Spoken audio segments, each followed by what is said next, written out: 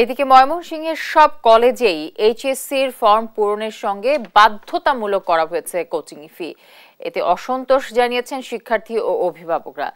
দর্শক, এ বিষয়ে জানাতে সরাসরি যুক্ত হচ্ছেন আমাদের সহকর্মী ইলিয়াস আহমেদ। ইলিয়াস, শুনতে পাচ্ছেন নিশ্চয়ই আমাকে? ইলিয়াস, কোচিং ফির নামে বাড়তি অর্থ আদায় বন্ধে প্রশাসনের আসলে কোনো পদক্ষেপ আপনার চোখে পড়েছে কিনা, কি তথ্য আছে এই বিষয়ে? এই বিষয়টি নিয়ে আমরা সংশ্লিষ্ট যারা রয়েছেন তাদের সঙ্গে কথা বলেছিলাম। তারা বলছেন যে আসলেই কলেজের বিষয়টি তারা যে খুব একটা তদারকি করতে পারেন সেটি কিন্তু তারা আসলেই সেটি নিয়ে তারা দ্বিধাদ্বন্দ্বে আছেন। আমরা কলেজ কর্তৃপক্ষ যারা আছেন তাদের সঙ্গে কথা বলেছিলাম। তারা বলছেন যে শিক্ষার্থীরা যেন পরীক্ষায় ভালো ফলাফল করতে পারে সেই লক্ষ্যে কিন্তু তারা বিশেষ ক্লাস অর্থাৎ বিশেষ ক্লাসের নামে কিন্তু তারা কোচিং সেন্টার পরিচালনা করছেন সেই বিষয়টি তারা বলছিলেন। এবং আমরা এই বিষয়টি নিয়ে শিক্ষার্থী যারা আছেন এবং তাদের অভিভাবক যারা রয়েছেন তাদের সঙ্গে কথা বলেছিলাম।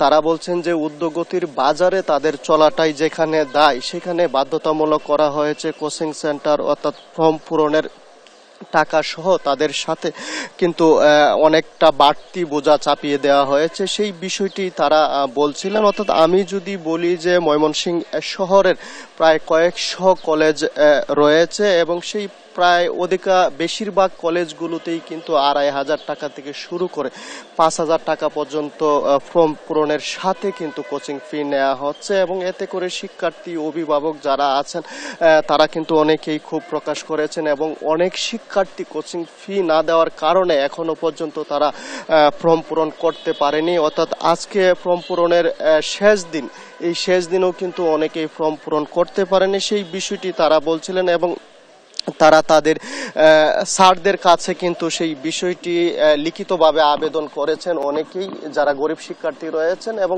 স্যাররা বলছেন যে সেই বিষয়গুলো তারা বিবেচনায় দেখছেন এবং এই বিষয়ে সংশ্লিষ্ট কর্তৃপক্ষ যারা আছেন তারা বলছেন যে তারা বিভিন্ন কলেজে নজরদারি বাড়িয়েছেন এবং এই